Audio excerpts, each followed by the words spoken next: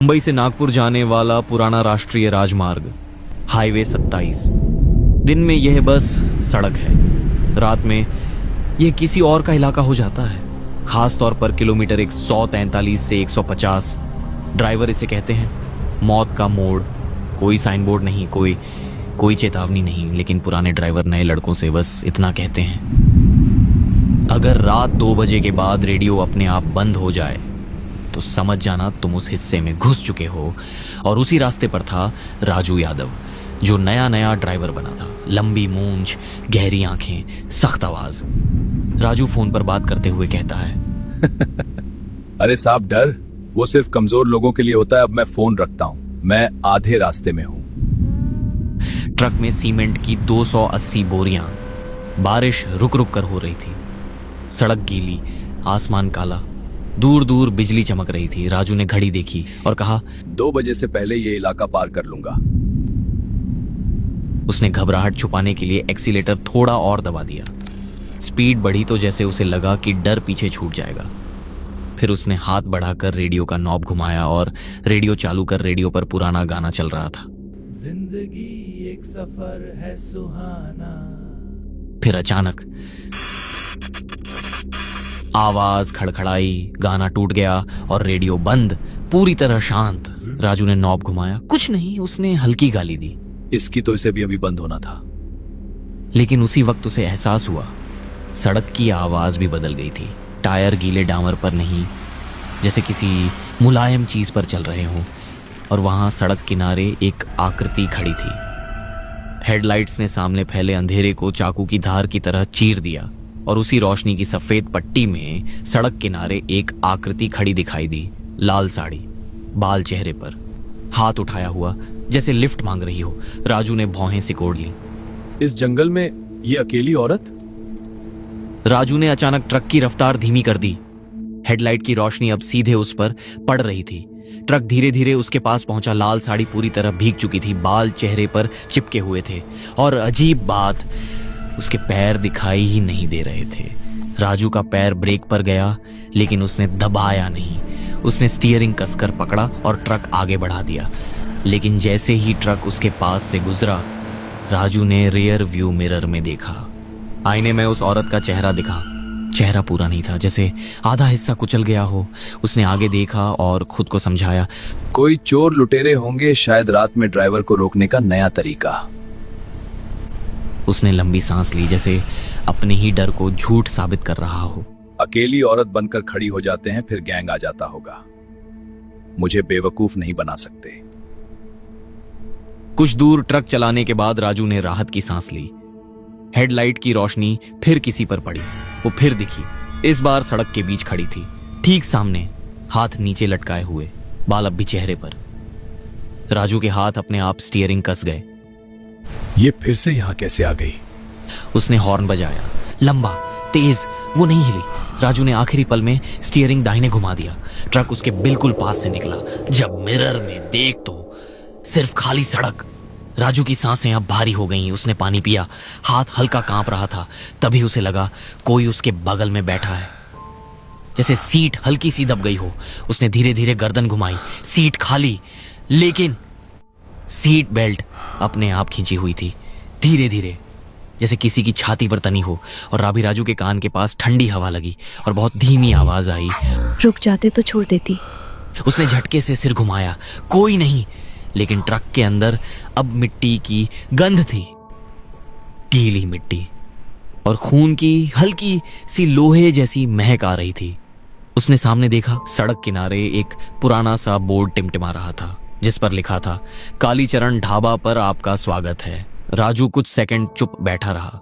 दिल अब भी तेज धड़क रहा था। उसने गहरी सांस ली और कहा, बस यहीं रुकता हूं, पानी पी लूंगा, दिमाग ठीक हो जाएगा। उसने खुद फैसला लिया, आगे ऐसे हालत में गाड़ी चलाना ठीक नहीं। धीरे से इंडिकेटर दिया, ट्रक किनारे लगाया और इंजन बंद कर दिया। कुछ पल सन्नाटा रहा। फिर उसने दरवाजा खोला और नीचे उतर गया और ढाबे के सामने खड़ा हो गया। बारिश रुक चुकी थी, पेड़ों से अब भी पानी की बूंदें टपक रही थीं। ढाबे की ट्यूबलाइट हल्की हल्की टिमटिमा रही थी। दरवाजा आधा खुला था, जैसे किसी ने जल्दबाजी में छोड़ा हो। अंदर चूल्हा अब भी सुलग रहा था। आंच धीमी थी, पर जली हुई लकड़ी की गंध साफ आ रही थी, लेकिन कोई नहीं था। राजू ने अंदर आकर देखा, एक प्लेट में रोटी रखी थी। रोटी अभी सूखी भी नहीं थी, साथ में आधा कटा हुआ प्याज पड़ा था। एक कुर्सी उलटी पड़ी थी, जैसे कोई अचानक उठकर पीछे गिर गया हो। और सबसे अजीब बात, हवा बिल्कुल बंद थी, फिर भी दरवाजा हल्का सा हिल रहा था, धीरे धीरे, जैसे सब लोग अचानक उठकर भाग गए हों। राजू ने हिम्मत करके आवाज लगाई, कोई है क्या यहाँ? सन्नाटा, कोई आवाज नहीं। तभी पीछे दीवार पर टंगा आईना हल्का हिला। राजू ने उसमें देखा, पीछे दरवाजे पर लाल साड़ी वाली औरत खड़ी थी, इस बार साफ। उसका चेहरा पूरा कुचला हुआ, उसकी आंखें इंसानी नहीं थी, जबड़ा अजीब टेढ़ा। वो मुस्कुरा रही थी।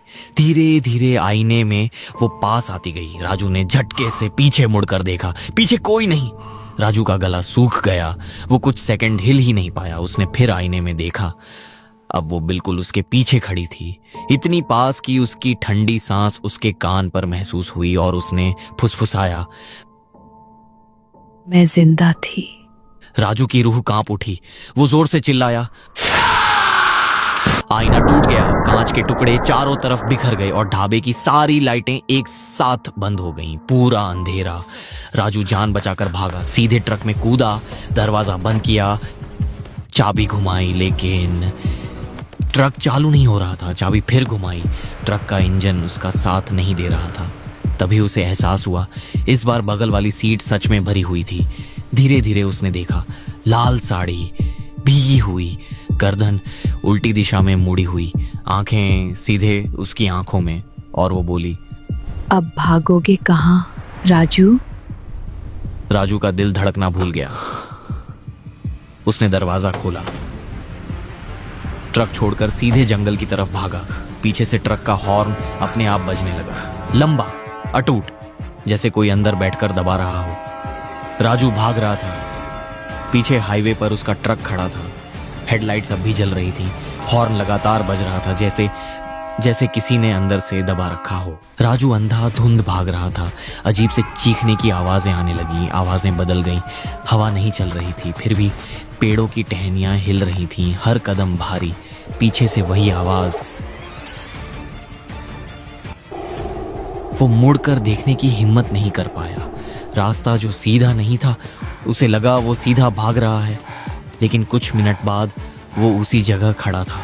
सामने उसका ट्रक दूर से दिखाई दे रहा था। नहीं, मैं तो अंदर भागा था। उसने दूसरी दिशा में दौड़ लगाई। इस बार झाड़ियां और घनी थीं, कांटे हाथों में चुभ रहे थे। अचानक उसके पैर किसी चीज से टकराए, वो गिर पड़ा। नीचे देखा, पुरानी टूटी चूड़ियां वो लाल, कीचड़ में आधी दबी हुई। उसका दिल जोर से धड़कने लगा। तभी पीछे से फुसफुसाहट और जोरदार हंसी सुनाई दी। राजू ने पहली बार पीछे देखा। वो पेड़ों के बीच खड़ी थी, लाल साड़ी अब कीचड़ से सनी हुई थी, चेहरा पहले से ज्यादा टूटा हुआ। एक आंख सीधी उसे देख रही थी, दूसरी आंख बंद थी। उसकी आवाज अब चारों तरफ गूंज रही थी। राजू चीखा और फिर से भागने लगा। भागते हुए वो एक खंडहर गांव में जाकर पहुंच गया। अचानक पेड़ खत्म हो गए, सामने खुला मैदान था और उसके बीच एक पुराना उजड़ा हुआ गांव। टूटी दीवारें, छतें गिरी हुई, दरवाजे टेढ़े लटकते हुए। कोई आवाज नहीं, न पक्षी न हवा। राजू अंदर भागा, बचाओ, कोई है, बचाओ मुझे। लेकिन पूरा गांव खाली था। हर घर में धूल जमी हुई। एक घर के अंदर दीवार पर काला निशान था, जैसे आग लगी हो कभी। उसे अचानक महसूस हुआ, ये गांव बहुत पुराना नहीं था, जैसे लोग अचानक इसे छोड़ कर गए हों। राजू एक टूटे हुए घर के अंदर गया। उसे दीवार पर अखबार का फटा टुकड़ा चिपका मिला। उस पर साफ लिखा था, हाईवे 27 पर ट्रक हादसा, ड्राइवर फरार, स्थानीय लड़की की मौत। नीचे धुंधली तस्वीर, लाल साड़ी। राजू के हाथ कांपने लगे। मैंने नहीं, मैं तो पहली बार। तभी पीछे घर का दरवाजा अपने आप बंद हो गया। सिर्फ टूटी छत से चांद की हल्की रोशनी थी, और उस रोशनी में वो उसके सामने खड़ी थी, अब पहले से अलग। उसने कहा, कुछ याद आया? राजू, राजू पीछे हटने लगा, दीवार से टकराया। भागने का रास्ता नहीं। मैंने कुछ नहीं किया, मुझे छोड़ दो। उसकी आवाज टूट रही थी। वो उसके बिल्कुल पास आ गई, इतनी पास कि दोनों एक दूसरे के आमने सामने थे। उसकी सड़ी हुई सांस उसके चेहरे पर लगी। मैंने भी कुछ नहीं किया था।